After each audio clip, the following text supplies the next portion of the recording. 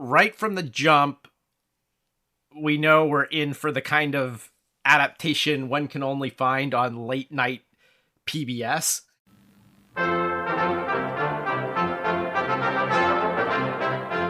Some of the highlights for the Christmas season on BBC Two. There's a new dramatisation of Dickens' A Christmas Carol, with Michael Hordern as the miser Ebenezer Scrooge. Dreadful apparition! Why do you trouble me? Do you believe in me or not? I do. I must. But why do spirits walk the earth? Why must they come to me?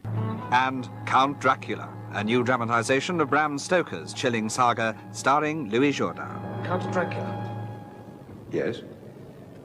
I've been struck by a curious fact. Yes? I've not seen a single servant since I've been here. Yet my meals are served, my bed is made. Tell me, are we alone in the castle? Alone. Just some of the Christmas entertainment here on BBC Two.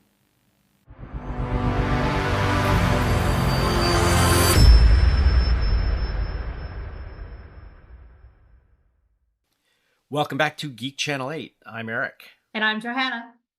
It has been an absolutely insane work week for me. I brought in 5 guests from the Osage Nation to talk about Killers of the Flower Moon. Scorsese invited tribe members to be involved in basically every area of the production. So we had someone in charge of costumes, another person who specialized in languages, someone from the art department, one of the actors in the film. And due to weather in both Oklahoma and New Hampshire, it necessitated making this a virtual event at the last minute. So it was a lot of pandemic PTSD going back, trying to remember how to do a YouTube live broadcast, which I hadn't had to do in, more than a year now, but ended up being a really great conversation. So was excited about that, but I have used up all of my husband's goodwill. So I have Eleanor here on the podcast while he's helping a family move in. So he's off being helpful and manly, and I get to be here as podcast mom. Okay, well, we won't traumatize Eleanor this time because I think the infamous baby scene with the brides was not in this one, right? So thank goodness. So I'm recovering from COVID. I just basically sat around watching movies, and I kind of picked movies that were ones that I didn't really see in their first run because they got kind of bad reviews, or I wasn't that into them, but that I thought still might have potential. And a couple of them ended up being pretty good, which was Whiteout with Kate Beckinsale. It's a thriller that takes place in Antarctica. And it's actually better than it got credit for. And then the other one was Alice Through the Looking Glass, which was the sequel to the Tim Burton Alice in Wonderland, which got worse reviews. And I did not really like that Alice in Wonderland. It was my least favorite Tim Burton film. Wait, hold on. You liked that worse than Charlie and the Chocolate Factory? Yes. No. Yes. Really? Yes. Oh man, I thought Charlie and the Chocolate Factory was awful. And I like Johnny Depp a lot. So but you just warned us off from the Timothy Chalamet. Well, I guess what that reveals is I am Gene Wilder, Team Gene all the way. There will be no substitutes. Well, anyway, Through the Looking Glass, I was impressed. I actually liked it better than the Alice in Wonderland adaptation. One of the things that I thought I would hate about it was the fact that it doesn't follow the book at all. And that actually ended up working in its favor to see something new and different done, just based on those characters. That was kind of my take. Without wasting too much more time, though, let's get into today's discussion about this Dracula film from the 1970s. We've already talked about Dracula in the 30s, 40s, 50s, and 60s. Now we're up to the 1970s. A little background to the year 1977. In January of 1977, John Williams begins writing the music for Star Wars. February 8th, Larry Flint, publisher of pornographic magazine Hustler, is convicted by the Court of Common Pleas for Hamilton County, Ohio, for pandering obscenity and of engaging in, quote, organized crime as defined by a then new Ohio law. Flint was sentenced by Judge William J. Morrissey to 7 to 25 years in prison. After 6 days in jail, he was released on $55,000 bond. Adjusted for inflation, that's over $285,000. The case would eventually get appealed all the way to the Supreme Court. This is not the infamous People versus Larry Flint case. This was his first time going to the Supreme Court. He went 3 times, but that is for another show. March 4th, the Valencia earthquake. Reminder, we pronounce everything wrong on this podcast. The Valencia earthquake is how I think it's pronounced. A 7.5 magnitude quake was felt throughout the Balkans, and it's centered on the Carpathian Mountains. It's the second biggest quake in the region in the 20th century, and 1,500 people were killed.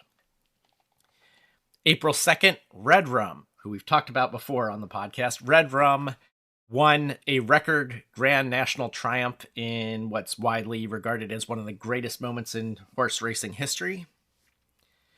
March 19th, on the 80th anniversary of the publication of Dracula, a BBC program called Nationwide documented the UK's Dracula Society's visit to Whitby to try to find key locations from the novel. June 4th, Vincent van Gogh's painting Poppy Flowers, worth an estimated $55 million, was stolen from a museum in Cairo, Egypt. It was recovered 10 years later and stolen again in 2010 and is still missing as of the time of this recording. In July, science fiction writer Robert Heinlein is asked to attend the San Diego Comic-Con. He says, "You can't pay me back. You have to pay it forward," popularizing the phrase "pay it forward."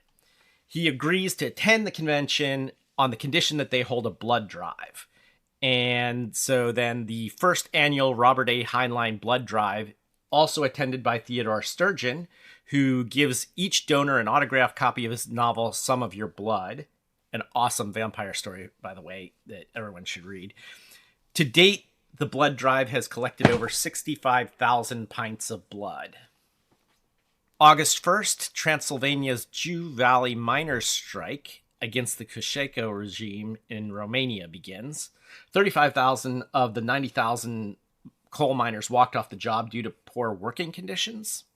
When local Politburo members tried to get them to go back, they were booed, pelted with garbage, and held hostage until President Ceausescu himself showed up 2 days later and gave a 5 or 7 hour speech. Accounts vary as to how long it was, and finally agreed to accept the miners' demands before he returned to Bucharest and ignored the demands and issued reprisals against them.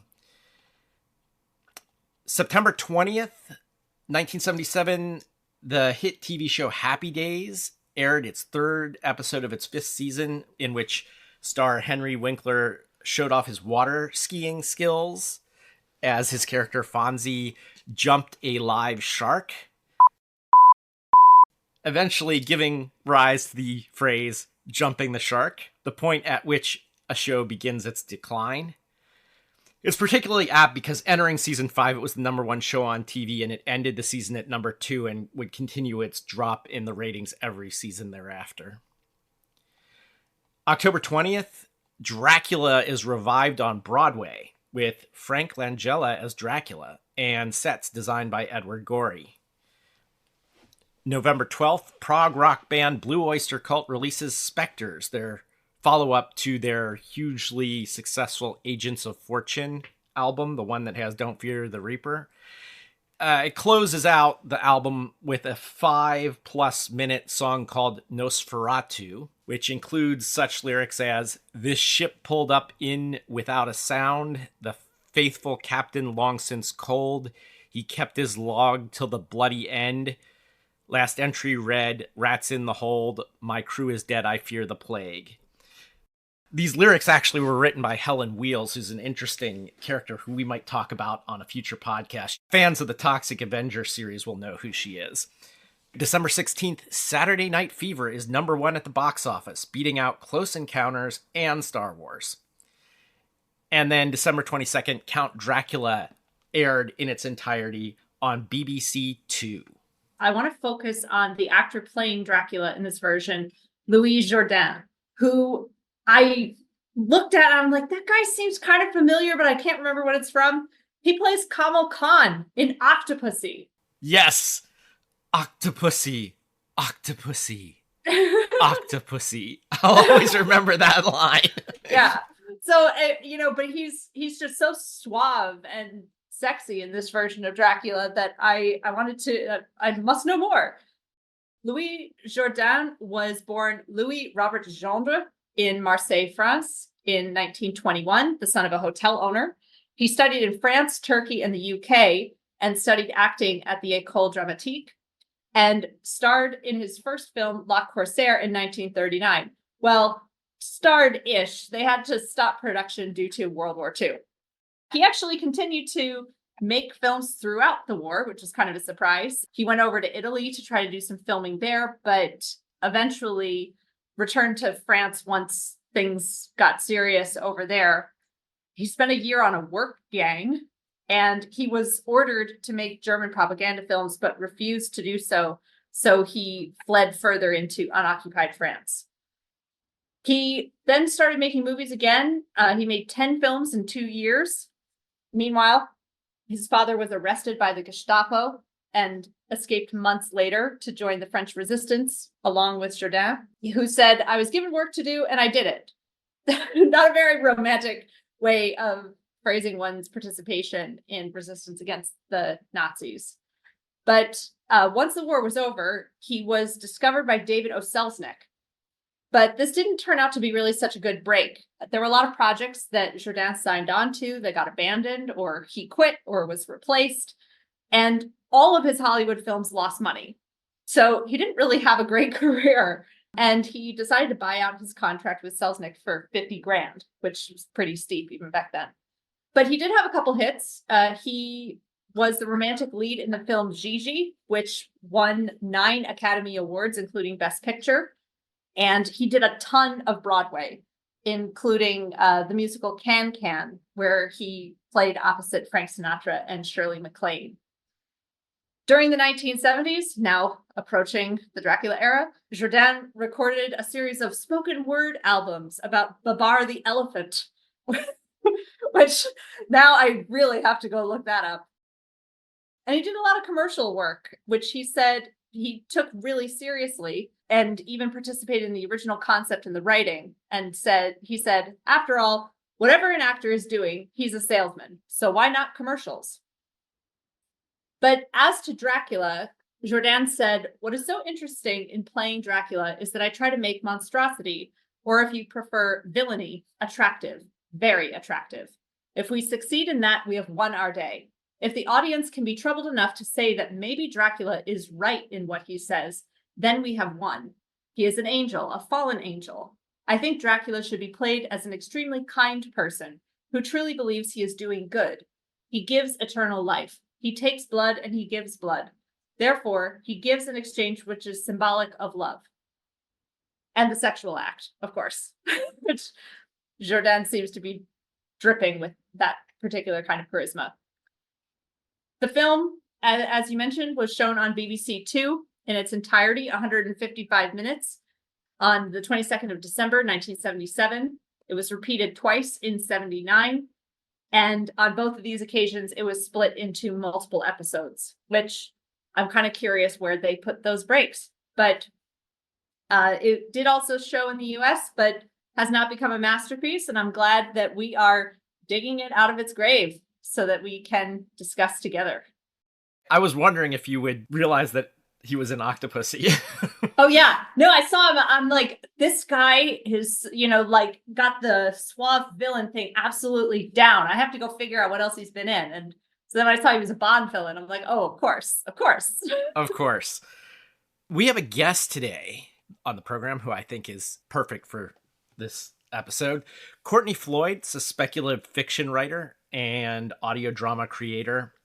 Her short fiction can be found in Fireside Magazine, Apex's Strange Libations anthology, and Small Wonders.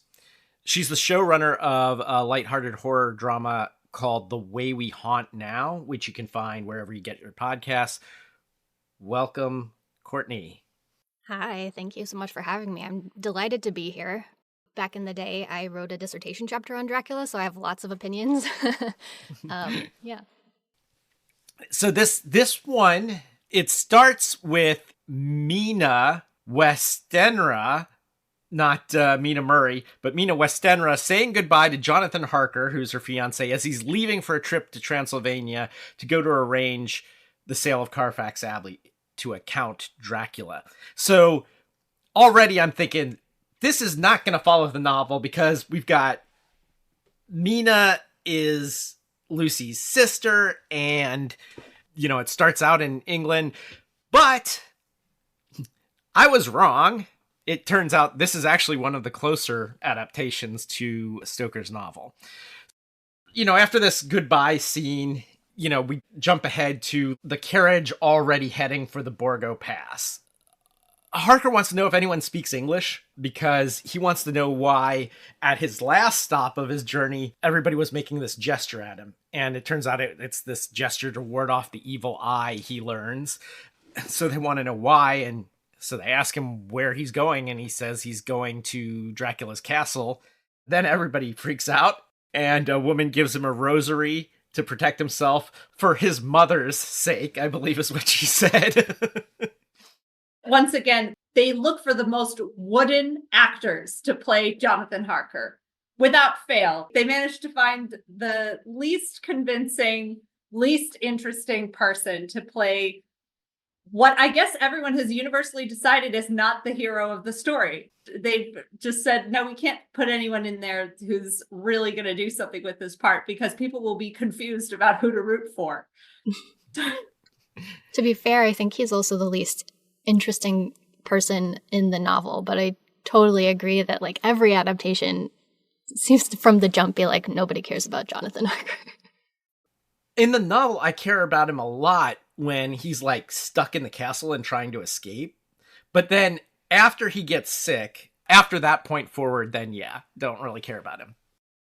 So they drop him off at the Borgo Pass, like in the dead of night, it is pitch black, the wind is whipping, and there are wolves howling. And he's just kind of on his own. Okay, we're not going to wait for you because, this is a bad place. So they take off.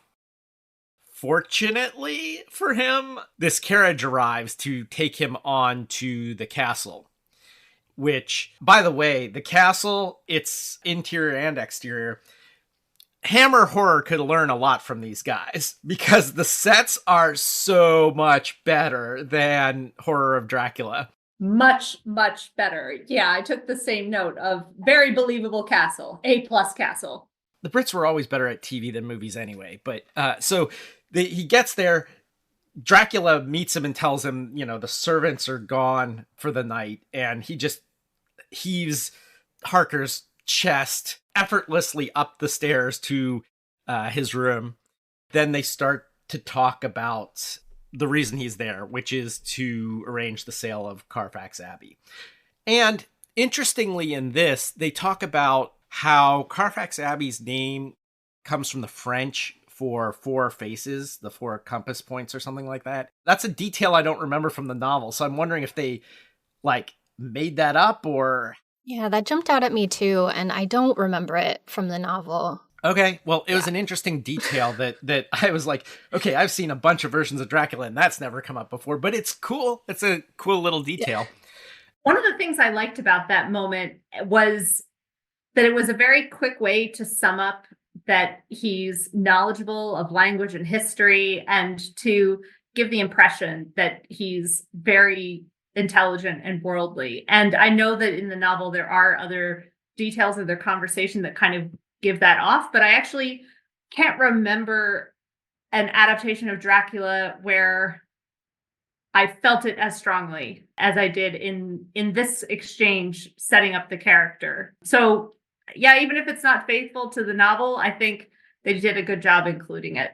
So we get some of the standard tropes that have made it into the movie. He offers him Tokai, which I swear to God I want to try still. I have never had Tokai. He eats on gold plates and drinks from a gold goblet. Dracula, of course, says he never drinks wine. We hear the howling of the wolves, and he says, children of the night, what music they make. Both of these lines, as much as I like Jordan, no one tops Lugosi with those lines. The way that Lugosi delivered those lines, just when you hear anyone else say them, it's like, yeah, it doesn't work. He basically informs Harker he's going to need him to stay for a month to help him learn flawless English. That's pretty standard. We also get a couple of the scenes that we get in these things, usually like the shaving scene that happens in most Draculas, where we find out he casts no reflection in a mirror. Now that we're watching a bunch of these adaptations, it's interesting to see how each one handles the no mirror reflection element, like sort of how convincing it is. We had the one where the mirror was inside the cigarette box or whatever, and they just like looked at it like 20 times. Hey, Drac, look, you don't have a reflection. Hey, yeah. Hey. Yeah, and this was another one where it just seemed like a little slow and clumsy. And there have been some where it's good, and this was one I was like, I'm hamming it up here a little bit. A bigger problem for me comes almost immediately after this, where he's left for the first night and he sees Dracula out the window going, like, climbing down the wall. This is straight out of the novel. He's described as doing this like a lizard, but the way it looks in this looks ridiculous. The one thing, for all its limitations, Hammer actually got the special effects a little bit better. Every so often, this one goes into those weird state-of-the-art 70s special effects that's like the height of what you could do with video at the time. If you remember when we did Karatelli or whatever, the Russian Fellowship of the Rings, remind me a little of that, Yes, yeah. With the gray chrome image and the red lips and the teeth. Yeah. Yeah, flashbacks to the Russian Lord of the Rings there. He falls asleep in the study and encounters the brides. Dracula's been around for a long time. He mentions in this that he knows all of Romanian history. So I figure the brides, maybe they haven't been around for, half a millennium, but they've been around for hundreds of years, They've been around for a while. Why haven't they changed out of their wedding gowns? Like, you'd think just for variation or something, they might decide to, like, throw something else on for a change. Why? I actually liked that. I thought that they're supposed to be kind of sensual, like for Victorian standards, like kind of loose, but I liked that they had a different kind of almost more conventional beauty in this film. The parts of them that are frightening were somehow more frightening because they were also seemingly normal when you first encounter them. Yeah. At first glance, they are sort of this like vulnerable innocence, and that's what's supposed to be frightening about them. So that their purity is so it's like they're still mockingly. I also think that like it's interesting that they always end up in the adaptations, that there are three of them no matter what. Lucy usually has three suitors too, but that's not always the case in adaptation. So it's like a weird mirroring of like Dracula and his three brides, and then like Lucy and her three suitors, and there's something interesting that's happening there that, I don't know, the brides are more compelling for a film than the suitors, I guess.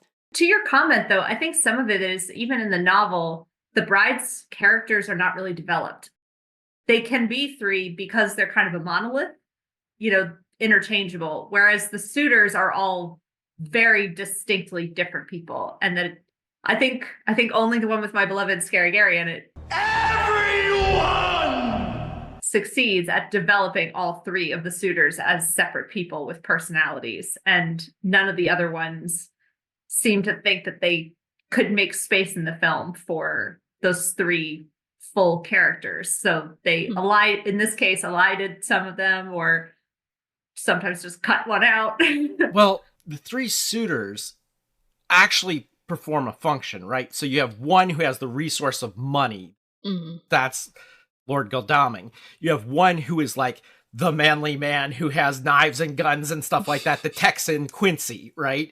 And then you have Dr. Seward, who is the medical doctor, and he's got all that. So each one like performs a role. If we're going to have our Scooby Gang or whatever, we're going to have our Dungeons and Dragons party, we have the cleric, we have the fighter, we've got, but with the brides, they're kind of interchangeable. They're like, there's three, and they're, my main point that I brought this up in my notes, I'm like, why are they always in wedding dresses? Is this to remind us that they're brides and not some other random vampire hose? So I'm just like, what? Like, do we need the wedding dresses in every single one to remind us that they are the brides? That's the part that I just never get.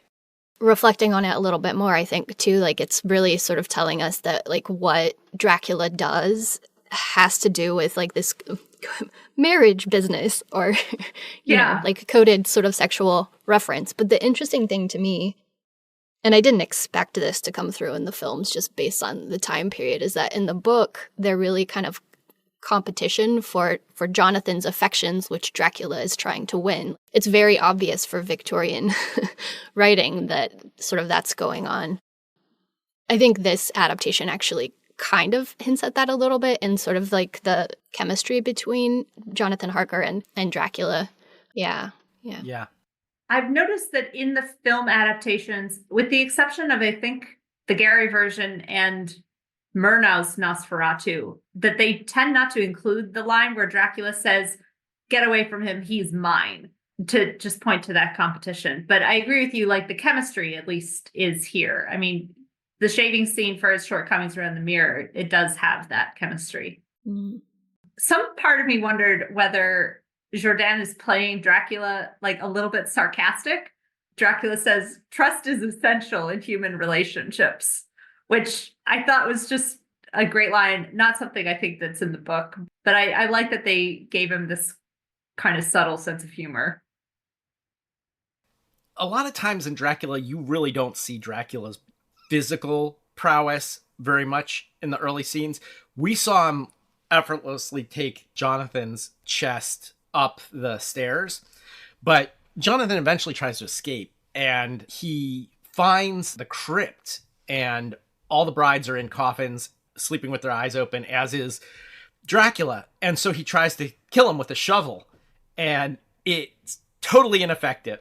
Dracula pretty much laughs that off, and that's pretty much it for Transylvania at this point.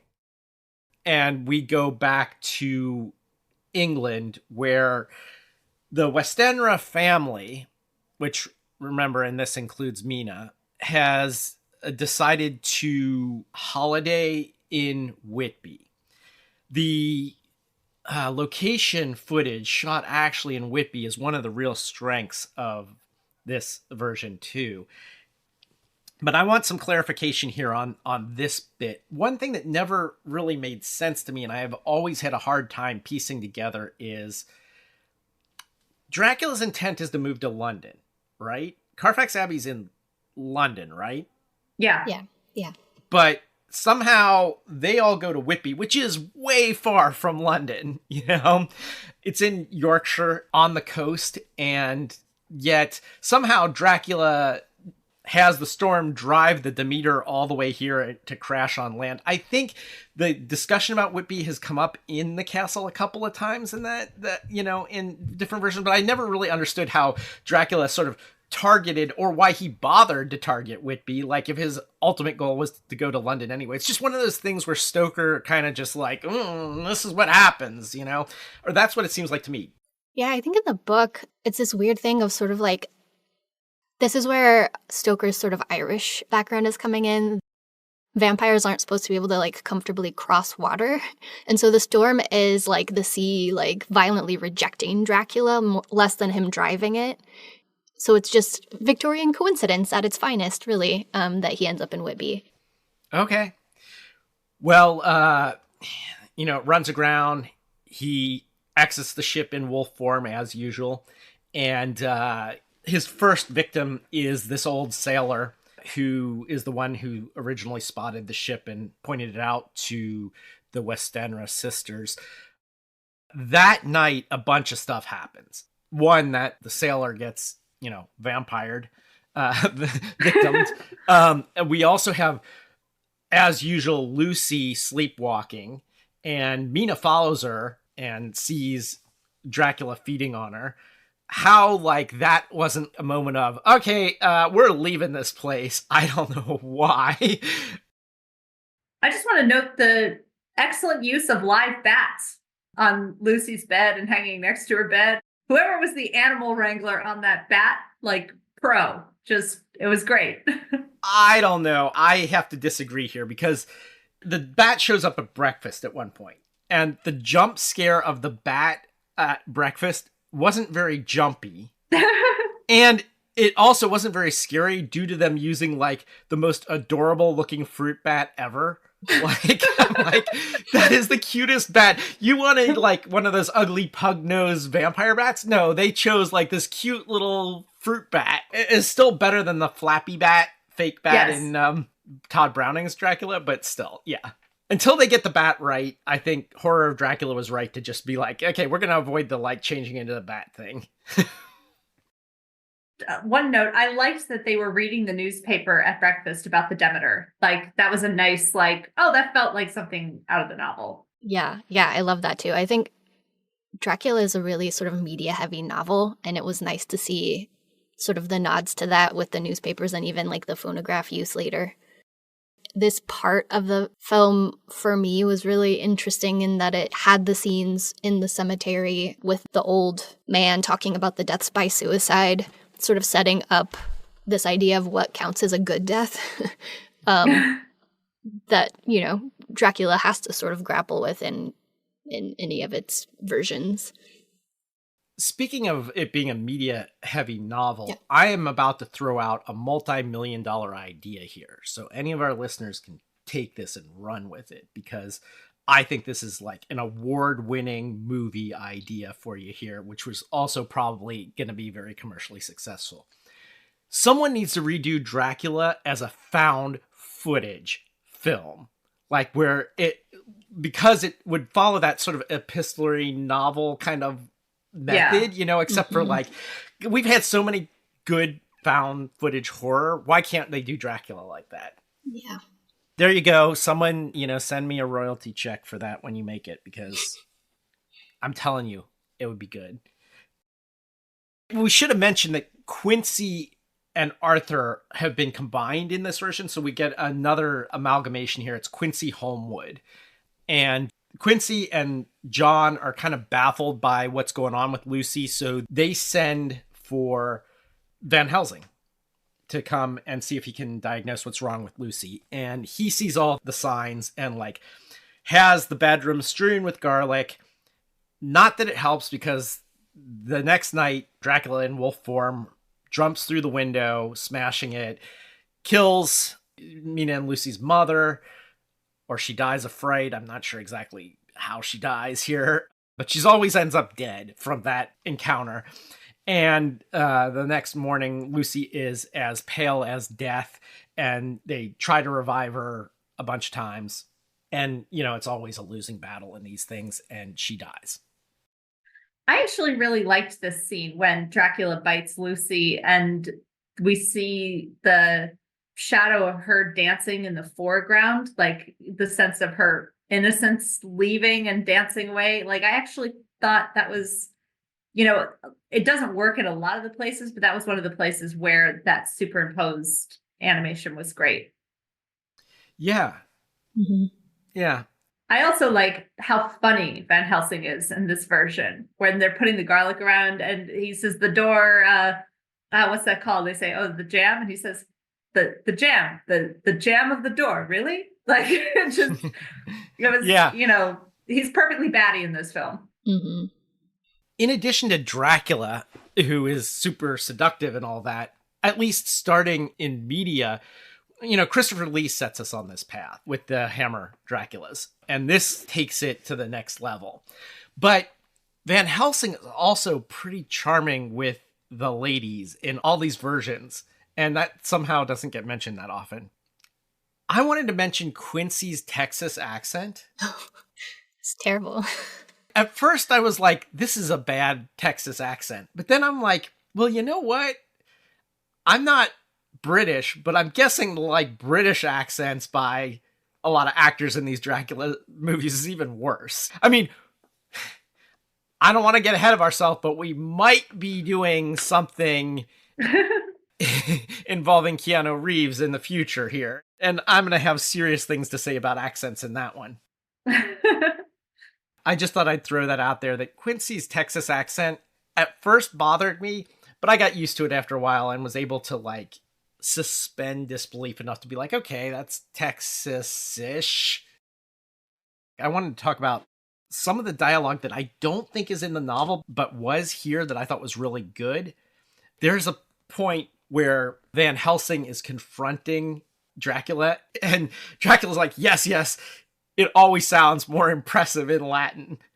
Yes, I loved that line. I don't think that's from the novel, but it was so good. In most of these things, the seductive Lucy's brunette and Mina is blonde. And blonde is like the purity and brunette's the wantonness.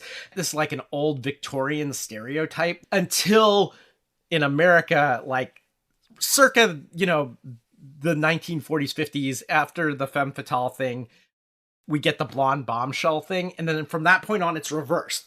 The blonde is always the wanton sex pot, and the brunette is the more pure one. Girl next door. Yeah. Mm-hmm. It's interesting because now we're living in this age where we think like that stereotype is the opposite. Yeah, although the Victorians were sort of aware of it and they played with it. Like a really huge example would be something like Lady Audley's Secret, where the main character is this bigamist fraudster who like basically goes mad in the end. But anyway, she's blonde and she's got that sort of pure thing, and so she fools everybody, and that's like what the horror of it is. So it was a trope, but it was one that got played with even at the time. Okay. It makes a big jump back to Pursuit Back to Transylvania. Van Helsing and Mina head to the castle, and the others follow the gypsies. They're fighting the gypsies. Mina shoots one of them, which I thought was a nice detail in this version. Final thoughts about this particular one. I did not expect to like it this much. I expected it to be incredibly dry, but a lot of Dracula stuff is just lacking in atmosphere, and this one had that. And so I'm willing to deal with all the drawing room talk that you get in a BBC production in exchange for a legit looking castle, a legit looking Carfax Abbey, real location footage, stuff like that. Also, I think Jourdan, is that how you say his last name? Sure, let's go with that. Is really excellent. The seductive Dracula. He takes it another step beyond Christopher Lee version. The Christopher Lee version, right? So yeah, so now we're on this other path toward the seductive cape-wearing Romanian count that takes us pretty far from where we started with Lugosi, and really far from Nosferatu, which we will talk about soon. One of the things I like about this version is that Mina has the encounter with Dracula before things are like completely finished with Lucy. And so there's this conflict that she's dealing with in that overlap of, you know, she goes to visit Renfield to try to figure out what to do, what's she in for. And it led to some interesting scenes that are like kind of in the book and kind of not. reading into things a little bit in the novel in a way that was dramatic and interesting and made her character more like there was more stuff there than just her being a victim. She was also having to make some difficult choices. Yeah, I haven't seen this one before. I think I've maybe seen one or two adaptations, and I've read a lot of novel adaptations. And I guess the thing that I always judge them by is how they treat Mina, which I felt like this one did a fairly good job with her. Because one of my sort of pet theories about Dracula is that Mina is actually the protagonist. She has a much more active role in the novel than we see in any of the movies. And I liked what they did with her here, like with the shooting and the proactively seeking out Renfield and that kind of thing. I thought she was a really strong character. But overall, like, I think I would agree, like, that the atmosphere and the setting, like, that's really on point. I think pacing for me, like, this movie, because it tried to be so faithful to the novel, it really dragged at points, which, like, we had to skip through just to talk about it. But overall, I thought it did a really good job of, like, pulling out the sort of core themes. Because Victorian novels, I think, are probably fairly hard to adapt in terms of how, like, I don't know, Henry James called them baggy monsters famously, and I think that's an accurate and, like, fair assessment. So, like, yeah, that was a baggy monster of a reply. Sorry. No. It makes sense. Also, I want to say, because I haven't gotten a chance to say this in any of our Dracula podcasts, I agree about Mina as the protagonist. I think that there's definitely I don't want to call it feminist, but something along those lines going on for the Victorians, where it's like, in the beginning, they try to keep everything secret from Mina. They're like, oh, it's too much for her. Don't let her know, and that's like, that ends up being a terrible mistake. Like, and then once she knows, like, she does a lot to help the situation. Yeah. Let us know your thoughts. You can write to us at GC8 podcast, that's letter G, letter C, number 8, podcast at gmail.com. Some people love this version and it's their favorite version. A lot of people hate it for the fact that it drags. So let us know. I want to thank Courtney Floyd for being here. What's going on with the podcast right now, The Way We Haunt Now? Yeah, so we're right in the middle of production on our third and final season. So we have 52 speaking roles this season, which is kind of outrageous for, like, an indie audio drama. We went all out, wrapping up our haunting, and hopefully we'll have new episodes out in March. Awesome. Okay, well, we will have Courtney back for another Dracula adaptation. Until then, this is Eric. This is Johanna. This is Courtney. Signing off.